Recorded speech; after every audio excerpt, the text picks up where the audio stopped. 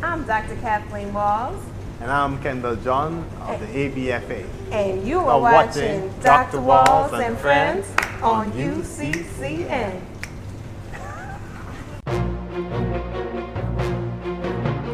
Where is my passion, purpose? Where can I find it? Where is my passion, purpose? Where can I find it? Where is my passion, purpose? Where can I find it? Dr. Walls and Friends, where I find it. Dr. Walls and Friends.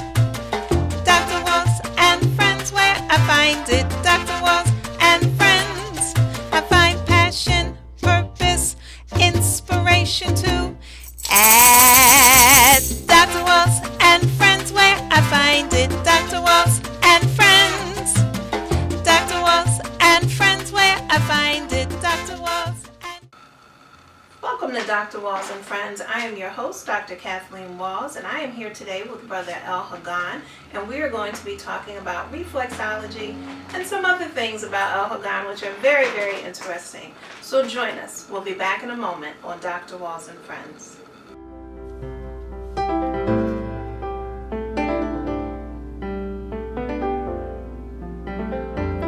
Throughout life, many of us feel a nudge or pull to develop a personal relationship with Spirit. In Live by the Spirit-Inspired Thoughts, Volume 1, Dr. Walls shares experiences to help you develop, strengthen, and understand your personal relationship with Spirit. For more information about Live by the Spirit-Inspired Thoughts, Volume 1, go to www.askdrwalls.com. That's www.askdrwalls.com. God bless and live by the Spirit. Welcome back. As I said, we're here today with our guest, Brother GAHN. How are you doing today? Doing good. It's so good to see you. Thank you. Now, this is a familiar face to some audience members who have had the opportunity to experience you in reflexology. And it is no joke. If Elder GAHN ever gets a hold of your feet, your life is forever changed. And I know some people are watching going, he done touched my feet before. I didn't even know my feet could bend in certain ways until you did it. So some people may be listening and going, what in the world is reflexology? So first, let's talk a little bit about who you are. How did you get into reflexology and what is it? Well, reflexology is an actually adaptation from the term in the Bible, what they call the washing of the feet. And it was such that a traveler that came from a far distance, if he was well received in the household that he was visiting, they would bring a bowl of water and then they would wash the feet off and get the mud off and then work the little nicks out of the feet from that long travel. And they all traveled on foot or either on a donkey or something like that. Okay. But it was generally quite a bit of effort traveling in such a manner.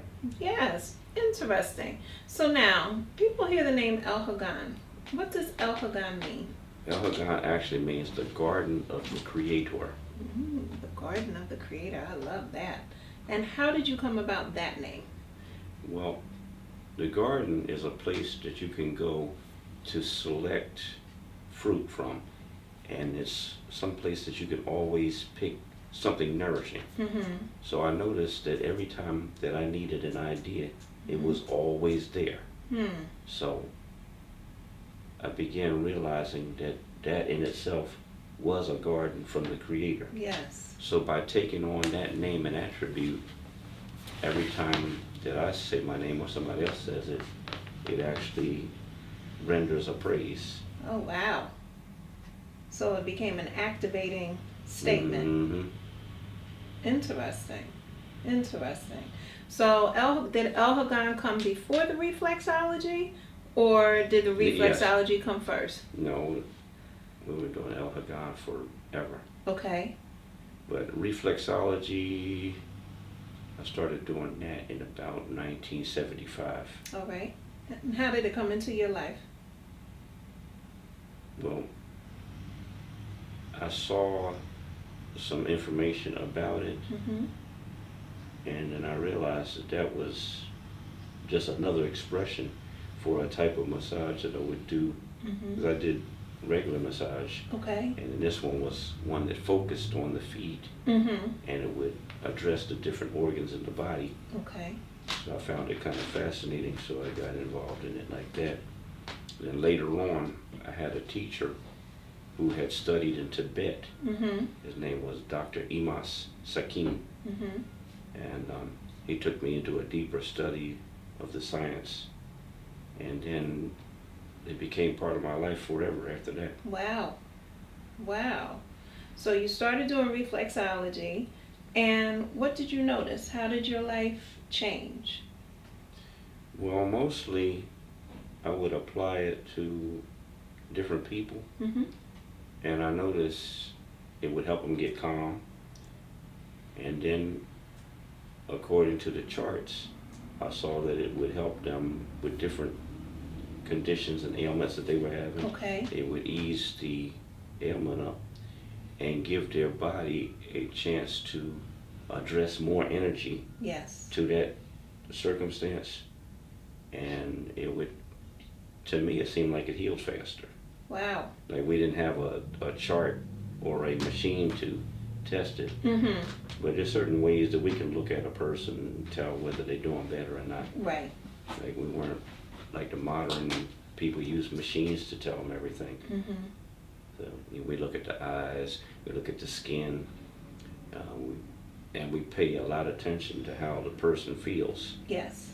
And our average person knows their own body pretty well, so they can tell you if they're experiencing some support and upgrade to what they have been experiencing before. Mhm. Mhm. You know, one of the things Algan and I were talking off camera, and we started talking about maintaining health Hmm. versus remedies or remedial health. Tell the audience a little bit about those terms and what that means. Well, that's an important distinction in the business of becoming healthy. There are things that you should do to just keep yourself going. Mhm. Typically, if you're in good shape and you are all right, you got plenty of energy, and you just do like certain kinds of diet, certain kinds of exercise, just to keep you going. Right. But if you're trying to repair something, Yes. or if you're kind of broken down, which a lot of people are nowadays, predominantly from the eating habits Mhm. and also from being sedentary, like they don't have a lifestyle that incorporates regular exercise. Yes. So remedial to me would mean that you put a lot of focus on, to give you one example, Mhm. like to drink water. Mhm. A good maintenance dosage amount of water would be half your body weight in ounces. Right. So if you weigh 150 pounds, you should have 75 ounces of water Okay. during the course of the day. All right, people. So do the math. Now, Know your weight, then do if half that's- of that in ounces. mhm, if the same person is trying to get rid of, thick mucus buildup inside their body, Okay. or if they got some kind of condition like fibromyalgia or Mhm. something heavy like that, Yes. they need to rinse their system out. So they're going to need 1 ounce of water Mhm. per each pound of body weight. Really? Yeah, because see, maintenance just puts enough water in you to keep you basically hydrated. Right. But it's not enough to rinse out heavy Everything. residue and waste that builds up in your system. Okay, so let me make sure I'm hearing this right. So if we just want to maintain our system's working great, then we do half the amount in ounces of water, half the amount of our body weight in ounces. But if we need to truly cleanse toxins, waste, things like that, then we need to actually drink the amount of ounces of water according to our body weight, kind of Yes. pound for ounce. Hmm. Hmm. That's the strategy that we use. Okay. And how long would someone need to follow that? Well, it depends on how long it takes them to clean themselves out. Okay. Like, you figure how many meals would a person eat in a day, Yes. including the snacks and including the nightcaps, Yes. including going to banquets. Mm-hmm. So all of that stuff is coming in, but hardly anything is going out. I'm just thinking though, my goodness, that's a lot of bathroom going. And how are people supposed to maintain their regular daily schedule with all of that bathroom going? Now there is a very unique point, Yes. because why are we on this earth anyway? Okay. We're on the earth to live. So the business of having to go to work for somebody else generally, Yes. and then you got to kind of try to please and appease them. You're going to the bathroom a little too much. Right. Well, my body needed to go to the bathroom. Right. So what am I supposed to do? Right. Well, we're going to have to dock you so many minutes of pay. Plus, you can't be filling up our toilet. This is. And I'm thinking how unkind to your bladder. I know there's times in my poor bladder, I apologize to it regularly, where it's just because I have something that I feel as though is more important, and so I'm holding it. So many people actually injure themselves by doing that. I believe it. And it starts a lot of times in school. If a person needs to go to bed, no, you can't go right now. You have to wait until we take the whole class. Yes. And then the person develops a guilt complex about a natural function. But yet, you have a dog or cat, it's all right for them to go whenever they need to. And wake you up. But if people need to go, that's a real crime.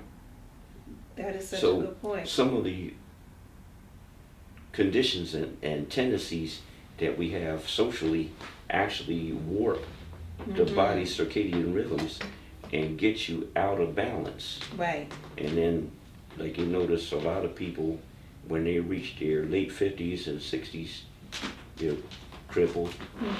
They have a lot of problems. Their skin has problems. Their breathing has problems. Right.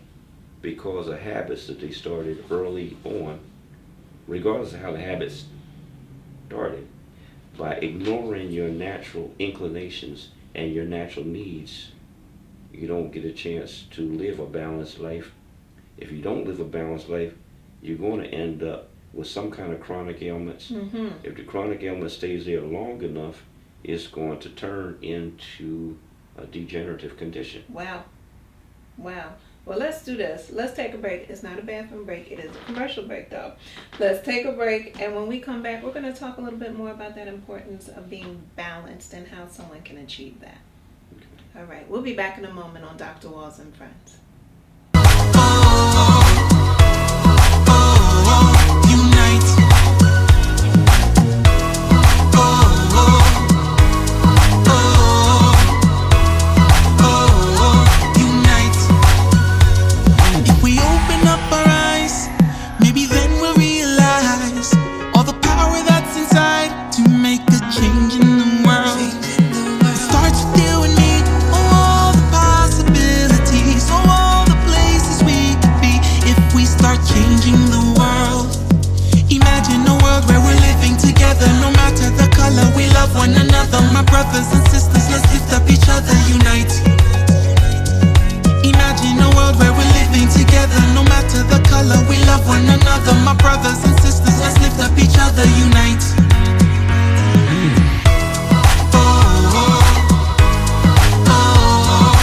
Welcome back to Dr. Walls and Friends with Brother GAHN, and we've been talking about reflexology and the importance of a healthy lifestyle, really. And before the break, we started talking about balance and the importance of balance. What are some recommendations that you can give to people regarding a balanced lifestyle?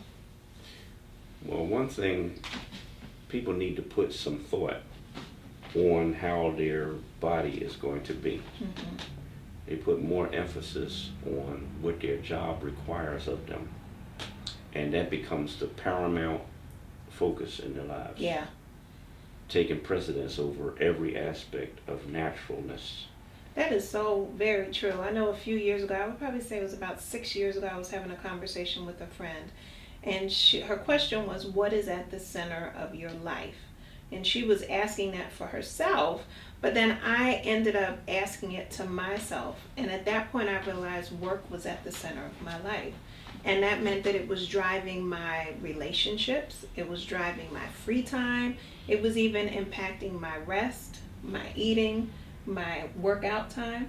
And I said, wait a minute, this can't be at the center anymore. And I had to work, and I had to sit there for a while and figure out, what did I want at the center of my life. And so my first response was, I want God, God's at the center of my life. And it was like, yeah, God is at the center of your life, but I need you to get even more practical than that.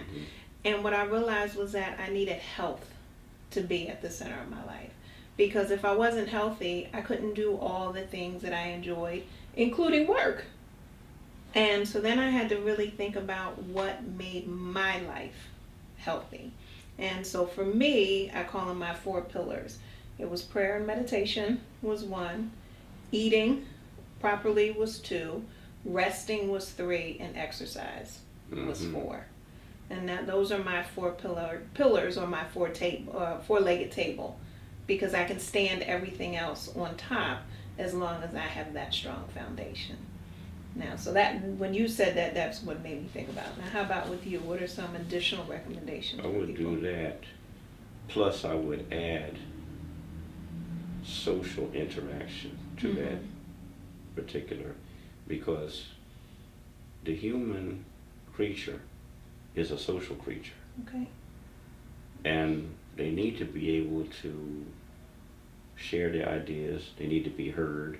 They need to be able to hear, although everybody doesn't necessarily hear. They like to output more than they like to input many times. Or is it that they hear but they don't like to listen? Yeah, that happens. Okay. But there's quite a few people that are on output all the time. Got you. But even the social setting accommodates such an individual, because there's people that will listen to that person. That is true. The whole time. That is true. But yeah, we need to be in a social setting. Now, interestingly enough, the thing that I think is causing the most health problems is the type of society that this has become. And I would call it a corporate society. Okay, what does that mean? That means that the corporate model, the corporate business model, which is such that everybody works for the corporation or submits somehow to the corporation. Okay. The corporation is the supreme situation. It tells you what to do, what you may not do, so all the rules and regs. Doesn't really consider what your needs are. Okay. They give you enough to work for them or to pay them. They use up all the highest value time, like the best hours of your day, tend to go to the corporation. Interesting. In most cases, for the children, it's to go to school, which is another form of corporate setting. And the corporate setting of today is modeled off of the same plantation program of yesterday. Okay. With the exception of the fact that now the slaves have to buy their own food, they have to pay for their own housing, but they still must adhere. Okay. And that kind of mentality that sets up a system like that has become so ingrained. People talk about, well, we need more jobs.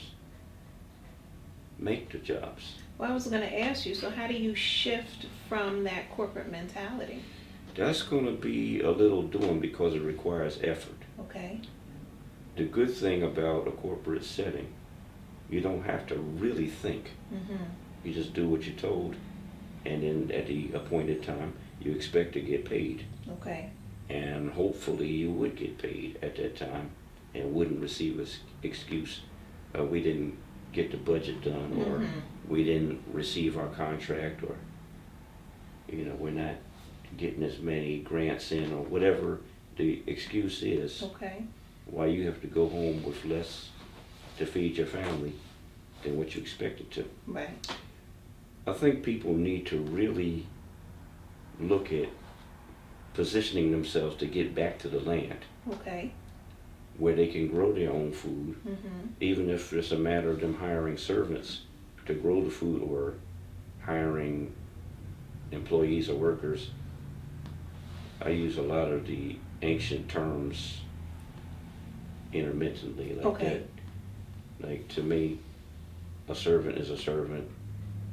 A worker may be a servant. Okay. Another type of worker that used to be called a secretary is now called office manager. Right. I'm not sure why the change of these terminologies, Mm-hmm. but the point being, if you have enough money, you can hire somebody to do what you don't want to do. Right. But the business of people not going that extra mile to create Mm-hmm. situations that would accommodate themselves and their families, Mm-hmm. I think that becomes a travesty. It's interesting that you're saying that, because one of the things that we do on my show is really talk about and help people identify their passion and their purpose.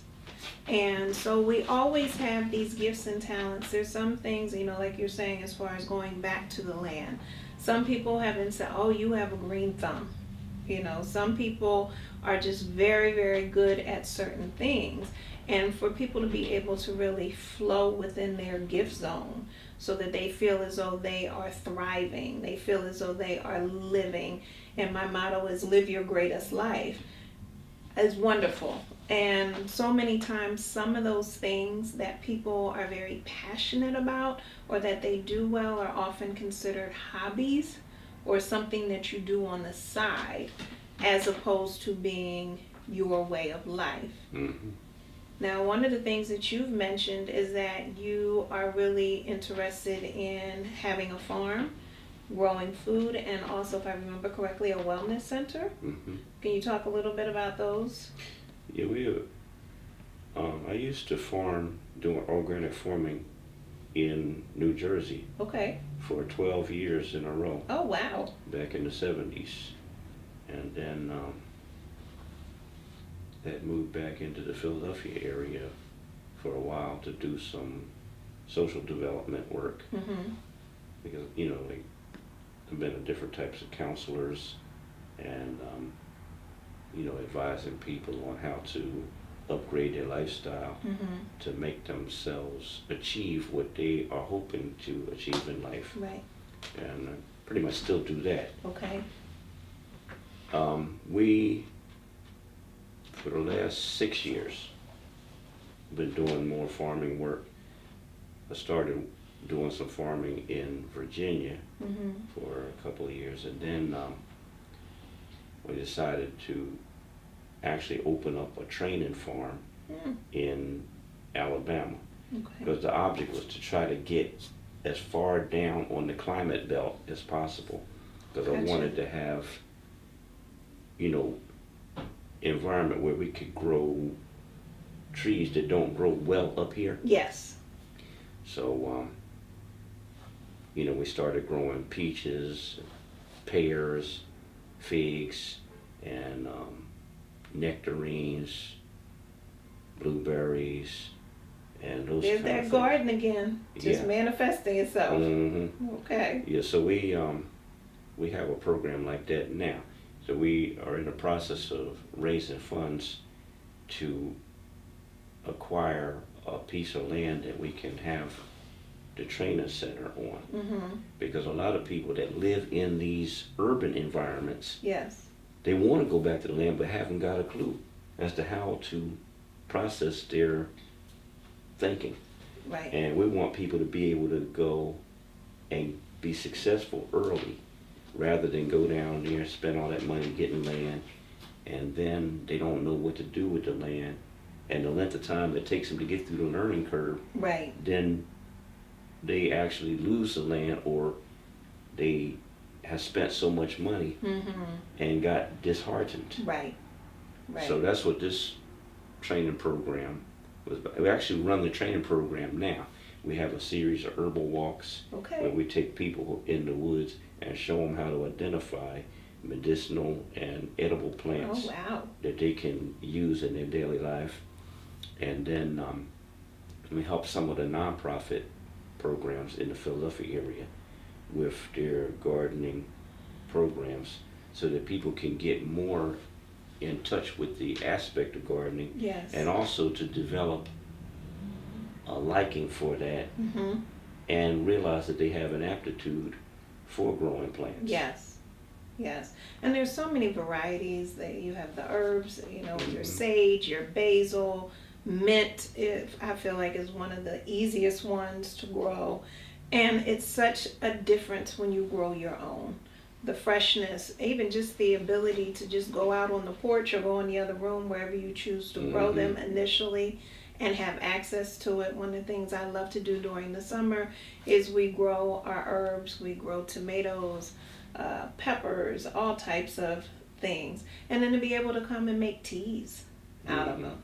And so it's a wonderful skill set to have. So we're going to take a quick break, and when we come back, we're going to get your contact information so people who are interested in learning from you about the food and doing the walks, but also to receive, I'm telling you, you got to get some reflexology from him to get their feet taken care of on a maintenance level, but also on a remedial level. So we'll be back in a moment on Dr. Walls and Friends. Use your freedom to learn. Find the patience to try. Have the courage to live like you love your life. I wanna fight the battle with grace and the knowledge of what's right. United we stand. Hit our systems divide. I wanna hear you roar like a lion. I wanna know you're free. In life and in love, the struggle continues. Self-gratification amid a history of... All right, we are back, and Brother Elhagan, we were just talking about you taking people on walks through the wilderness so that they can learn to identify plants. Also, the importance of gardening, and then I always want, I have this thing for the reflexology. How can people get a hold of you so that they can learn more and also just experience some of the services that you have to offer? Well, here they can make a phone call, which our phone number is 215-240-6360. And also, they could look at the website, which is elhagan.synthesite.com. So that would be spelled